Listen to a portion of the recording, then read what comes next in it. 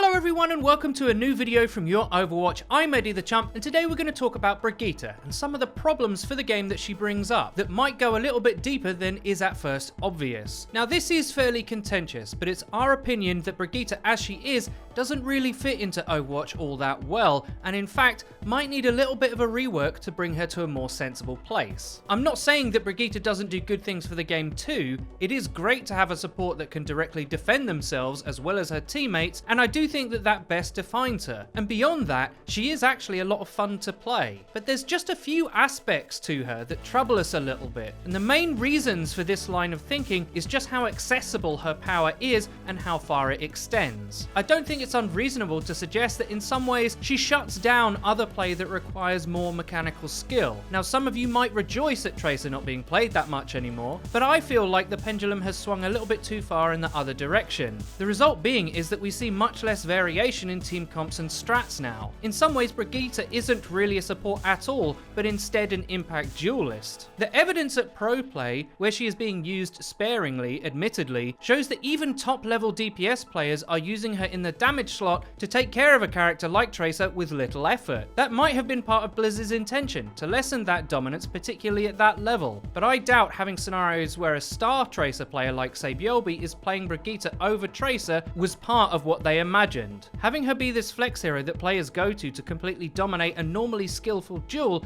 but at a much lower risk and mechanical cost, does seem a little bit funny when you think about it. It's not that Brigitte can't be countered, she can absolutely, so calling her overpowered isn't really what we're getting at either, but that ability to shut down DPS heroes and stun powerful ults like Genji Blade at a moment's notice does dumb down the game a little bit. This is why some pros are using her where they do. If you were them, why would you bother trying to mechanically outplay your opponent in a much harder duel when you could just hide and then pounce the shield bash combo every 6 seconds for an easier kill? You wouldn't, and that's part of the problem. She's not just an answer, she's too good of an answer. First off, I'm gonna say, making Brigitte so bad she isn't played anymore isn't what we'd like to see happen. It's about adjusting her so that she's still very useful in the right place without being so suffocating to other heroes. We don't think she needs deleting or anything. If handled correctly, she could fit very well in the game and offer all the great parts of her utility without making other heroes disappear. It's not that we want to see less variety in the game, we want to see more, and that's why we think she needs a few little tweaks. Now to bring her a bit more in line and have her make a bit more sense, her kit might need to be reorganized to be more about healing and support, rather than being based around the best stun in the game to get relatively free kills. The stun lasts a full second.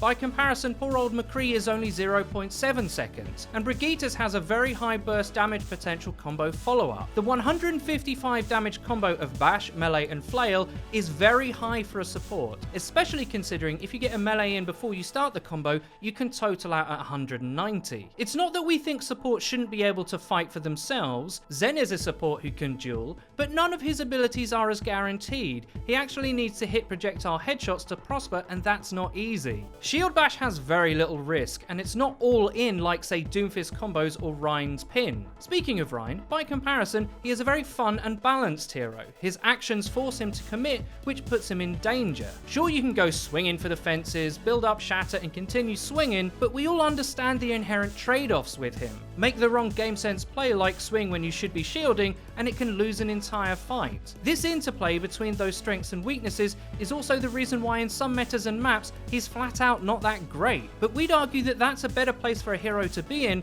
than having a scenario where someone is virtually always guaranteed to get value at lower risk. One easy idea is to have Brigitte need to have her teammates follow up on the stun to secure that precious kill. If she couldn't simply 1v1 virtually anything herself, she wouldn't be as effective as a DPS. By contrast, the way her kit works now, she's a duelist that also supports, which when you think about it is probably a little bit backwards. Instead of being great at that DPS job, perhaps she should be weighted a little bit more the other way. How you could do that is by bringing her burst damage potential down a little bit. She still needs to be able to look after herself and protect people by offering a threat to a flanker, but outright kills, perhaps that is a little bit too much. An obvious option is to reduce the shield bash damage considerably. Currently it's 50, which does seem very high for a stun, especially when you consider McCree's flashbang does 10 damage. Even if you reduce the shield bash to that point, it'd still be amazing, but it would require that follow-up. Her combo wouldn't be a de facto Tracer killer anymore either, as if you made the bash do 10 damage, her 3-hit combo would max out at 115. Even if you half the shield bash damage to 25, the combo would still do 130. Just having a crowd control ability that stuns an enemy for a full second is incredible. She'd still get picked just for that. We feel the burst damage is a bit overkill as it is right now. Another slightly problematic part of her kit is that she can quite confidently stand in the middle of everything most of the time, and the time to break her shield is a little bit too long for her to feel punishable, especially when you consider she's almost always playing with another shield like Rein. Really, your only option right now is to kill her by out-positioning the shield and hitting her when it's down, which, as I've alluded to, isn't that easy. One solution would be to reduce the shield's health by quite a lot. Currently it's 600. Winston's bubble is 600, Zarya's projected barrier is 200, and Orisa's is 900. There's something not quite right about that. If it was much lower, like say 300, this would introduce an aspect of shield management to her play. If shield break was a real threat to her, this would create those necessary outplay options for her opponents,